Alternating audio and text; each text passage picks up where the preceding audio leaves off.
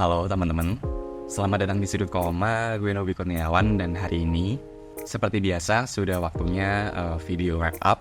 Dan untuk video kali ini akan ngebahas buku-buku apa aja yang udah gue selesaikan di bulan Februari kemarin. Mostly bacaan-bacaan gue di bulan Februari kemarin tuh ada unsur romansnya lah. Mungkin gak semuanya punya tema yang bener-bener full romance, ada satu yang jauh lebih general. Tapi walaupun begitu, di dalamnya juga ada beberapa pembahasan soal tema-tema romance tadi. Nah, kenapa nih temanya bacaan bulan kemarin tuh romance? Bukannya gue udah pernah bilang kalau ya gue kurang suka sama genre romance ya? Jawabannya justru karena itu, karena gue kurang banyak gitu ya mengkonsumsi genre satu ini. Jadi karena kemarin bulan Februari kemarin tuh pas banget gitu ya momen Valentine's, bulan kasih sayang. Jadi ya gue menyempatkan lah untuk baca buku-buku yang sekiranya genre-nya tuh cukup jarang untuk gue baca. Dan ya itu sih. Dan mungkin tanpa berlama-lama kita langsung mulai aja videonya. Buku pertama yang gue selesaikan di bulan Februari kemarin adalah satu buku yang gue bilang tadi, yang sebenarnya core-nya tuh bukan dalam genre romance, tapi di dalamnya masih ngebahas hal-hal satu ini. Judul bukunya adalah Al-Mustafa, karya Khalil Gibran. Atau mungkin kalian lebih familiar dengan original title-nya, yaitu The Prophet. Gue baca yang versi terjemahan dari Bentang, yang kebetulan diterjemahkan oleh Pak Sapardi Djoko Damono. Yang kemudian diterjemahkanlah judul tadi dari The Prophet jadi Al-Mustafa.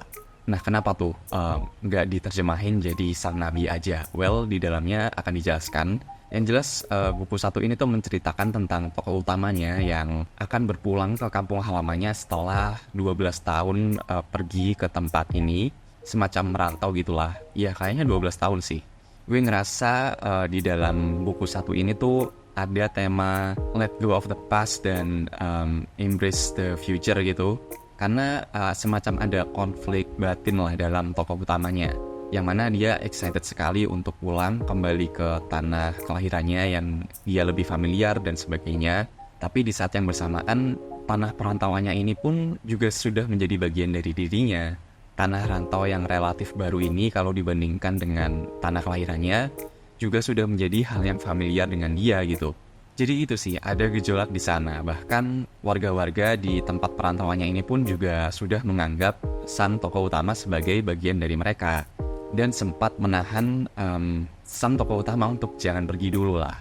Nah, dalam sebuah momen yang singkat tadi, dalam momen para warga mencoba untuk meyakinkan si tokoh utama ini untuk stay aja di sini, ada satu jalan tengah yang secara nggak langsung mereka ambil gitu, yaitu karena tokoh utama di sini bisa dibilang merupakan seorang tokoh yang wise gitu ya.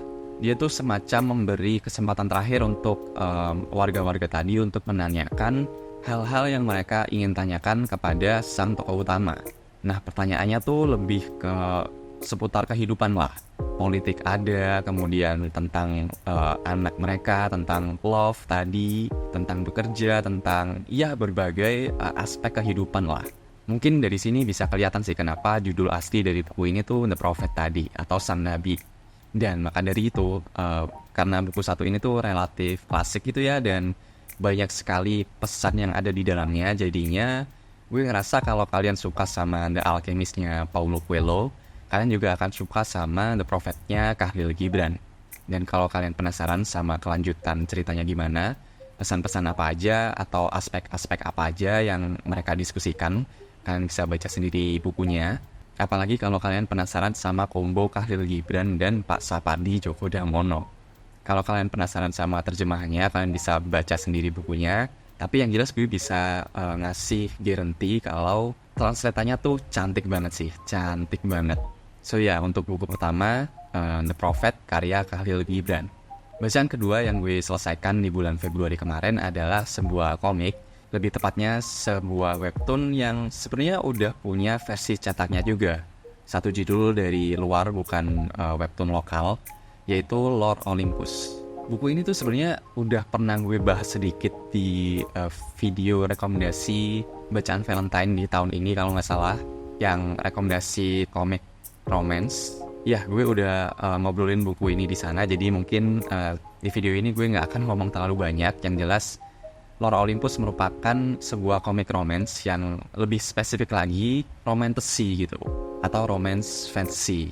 Dan kalau dilihat lagi, dia tuh juga ngangkat satu genre mythological retelling, yang mana satu genre yang cukup naik ya belakangan ini. Kayak dari judul Circe mungkin yang paling besar, ataupun Song of Achilles. Ada banyak lagi sih judul mythological retelling yang lagi naik lah belakangan ini. Nah ini pun sama, dia berada dalam kategori tersebut tapi dalam format komik. Nah mitologi mana yang mereka ceritakan? Mereka akan menceritakan kisah antara Hades dan Persephone, yang mana merupakan dewa underworld. Dan untuk Persephone sendiri, dia the goddess of spring. Gue sih dulu waktu masih kecil punya masa dimana gue suka banget sama cerita-cerita mitologi seperti ini gitu. Mitologi mana aja deh, baik itu Yunani, Nordik, atau apapun. Tapi untuk judul satu ini, bukan aspek itu yang bikin gue kehook sama Lore Olympus ini, tapi lebih ke art style-nya yang beda banget. Dia tuh lebih kartunis mungkin, dan cantik banget sih, cantik banget. Gue akan bikin video rekomendasi khususnya nanti. Tapi yang jelas kalau kalian suka sama tipe-tipe cerita romantasy ataupun mythological retelling, gue sangat highly recommend judul Lore Olympus satu ini. So ya, itu untuk judul kedua. Sekarang kita masuk ke judul ketiga yang gue selesaikan di bulan Februari kemarin, yaitu sebuah graphic novel yang diterbitkan oleh penerbit KPG. Kayaknya jarang banget ya penerbit Indo nerbitin sebuah graphic novel. Judulnya adalah Imaginary City. Judul satu ini tuh sebenarnya novela dari Rain Chudori yang kemudian dikolaborasikan dengan seorang ilustrator, yaitu James Kristanto. Dan akhirnya setelahnya judul Imaginary City 1 ini hadir dalam format graphic novel. Ini adalah satu wishlist gue yang sebenarnya udah lama banget, karena gue dulu tuh penasarannya karena isinya, ilustrasinya sempat lewat di timeline gue, dan akhirnya baru kebeli di acara Semesta Buku kemarin. Dan ya langsung gue baca sih. Sejujurnya yang bikin gue kehook sama buku satu ini awalnya tuh art style-nya tadi. Tapi setelah gue pegang bukunya, gue juga kehook sama dua kalimat yang gue temukan. Satu di blurb singkat di belakang bukunya, dan satu di halaman awal bukunya. Kalau yang di belakang bukunya kayak gini: "The most beautiful thing you can do for a person is to remember them." Dan yang kedua adalah "For those who stayed a secret." Yes, buku ini tuh tipe-tipe romance yang moody, mungkin yang mundane, yang lebih heavy dialogue gitu. Dan untuk ceritanya sendiri spesifik tentang apa, dia tuh menceritakan tentang sepasang tokoh cowok-cewek yang bertemu kembali di sebuah party. Mereka tuh dulu sempat saling kenal, mereka ngobrol, jadi semakin deket, dan akhirnya terlibat dalam sebuah affair. Nah, kita tuh diajak untuk mengikuti kisah ini yang akan bertempatkan pada kota mereka, kota lama mereka, dan akan diilustrasikan dengan sangat cantik, dengan color palette yang asik, moody banget. Kalian bisa lihat sendiri artnya. Yang jelas gue mau nambahin satu sih, kalau kalian suka sama semisal La La Land mungkin, atau mungkin Past Life, kalian juga akan suka sama buku ini sih menurut gue ya. Tipe-tipe cerita yang mungkin the right person, wrong time, kemudian moody tadi, mundane tadi, ya kayak gitu lah. So itu untuk buku ketiga, Imaginary City karya Rain Chudori. Nah untuk bacaan terakhir, gue balik lagi ke komik, dan lebih tepatnya webtoon lagi. Tapi kali ini adalah sebuah komik lokal yang merupakan satu judul yang dulu tuh gue ikutin banget gitu waktu masih zaman-zamannya gue baca webtoon. Judul yang gue baca adalah Teman Rasa Pacar, karya dari Miao. Webtoon satu ini tuh sebenarnya sudah punya versi cetaknya, tapi kalau nggak salah masih volume 1. Gue punya sih, tapi belum gue buka, dan kayaknya belum tamat juga. Kemarin tuh gue baca ulang webtoonnya, versi digitalnya. Ini adalah tipe cerita romcom yang akan menceritakan dua tokoh utamanya, yaitu Bella dan Andra, yang sudah dekat dari embrio gitu. Mereka tuh udah deket dari kecil, range umur mereka sama, jadi ya mereka tumbuh bareng-bareng, baik dari zaman bocah ataupun waktu zaman mereka masih alay, waktu remaja. sampai timeline yang sekarang kita ikutin gitu, yaitu waktu mereka lagi di masa kuliah. Cerita akan dibuka dari Bella yang mencoba mendampingi sahabatnya ini, yaitu Andra yang baru aja putus, yang masih susah buat move on gitulah.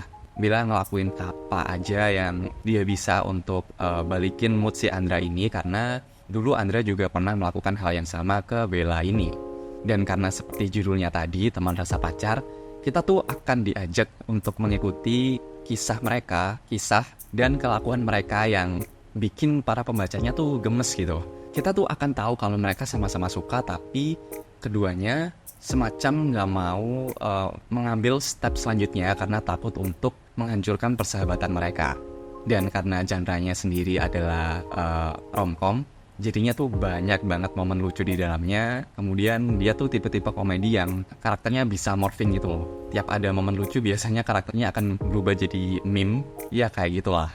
Dan gue bisa bilang karena gue juga ngikutin komik satu ini waktu masih tayang dulu.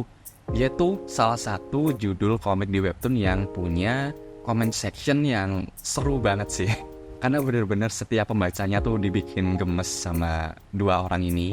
Kayak udahlah jadian aja lah. Kayak gitu loh. So ya, kalau kalian suka sama genre romcom, gue akan sangat merekomendasikan judul Teman Rasa Pacar satu ini. Dan ya mungkin itu aja. Itu tadi adalah keempat judul yang udah gue selesaikan di bulan Februari kemarin. Bisa dibilang bacaan Valentine's gue lah. Gimana dengan kalian? Bulan Februari kemarin baca buku apa aja? Bacaan Valentine's kalian apa? Bisa tulis di kolom komentar bawah. Dan ya mungkin itu aja sih. Seperti biasa, terima kasih sudah dengerin. Gue Nobby Kurniawan dan sampai jumpa di halaman selanjutnya. Thank you.